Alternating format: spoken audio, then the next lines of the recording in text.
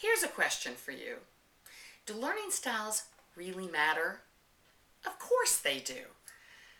I'm Ann Hermanidi, and welcome to the May issue of our Brain Bites newsletter on YouTube. We've got a fantastic study for you to explore as part of our newsletter this month that looks at this issue of, if we design for learning styles and understand the styles of the learner, can we improve the scores and the results for those learners?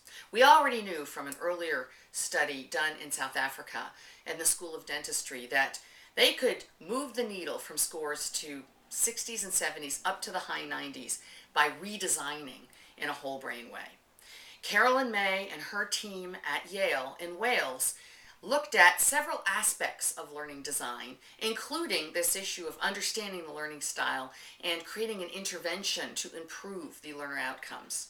I think you will find it fascinating. She has terrific results reported in that study, and I think it is a very relevant topic for all of us as we look at our results as learners and, of course, the results of those learners that we might be working with professionally. We also have a nice little link to our blog. If you haven't been to the blog lately, go. You can win one of Herman's fabulous prizes. This month's looking at how you put the fun back in functional. And I think you'll find it intriguing and thought-provoking. And if you bring a comment and put that in, of course, we will reward several of you who do that. So please check it out and let me know what you think about putting the fun into functional. We also have a fantastic Think webinar coming up. By the way, if you missed today's webinar on whole brain thinking and ethics, it is recorded and it was absolutely great, looking at a completely new dimension for many of us. Chuck McVinney did a great job looking at how do we deal with ethics from a whole brain lens, and what might that mean for each of us as we look at this very complex world that we're living in today. So encourage you to check that out.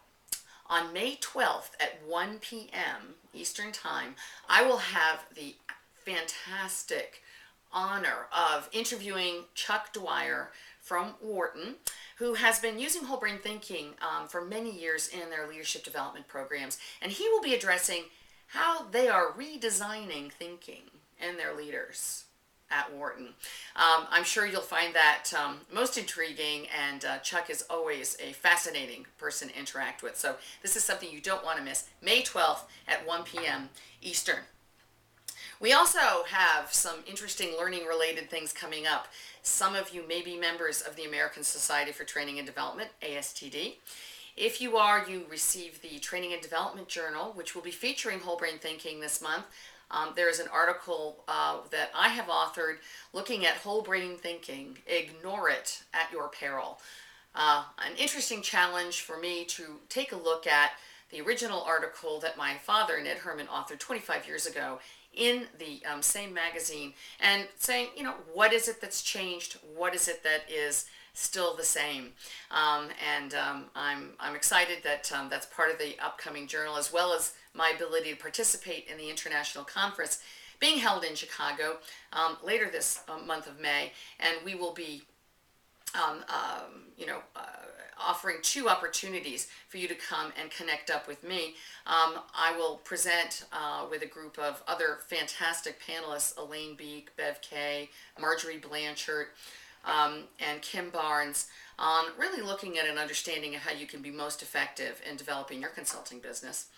We did that one last year and it was highly rated, so I'm looking forward to that, as well as another session that I'll be doing on the 4 secrets of the learner's brain, a completely updated view of what we need to know about learners and how we can best leverage their thinking as we look at how we are driving results. We have an upcoming certification special in Toronto later this summer in June. You can actually buy one, get one free as part of that Toronto certification. You don't want to miss this opportunity to perhaps bring a colleague who might not be able to attend otherwise.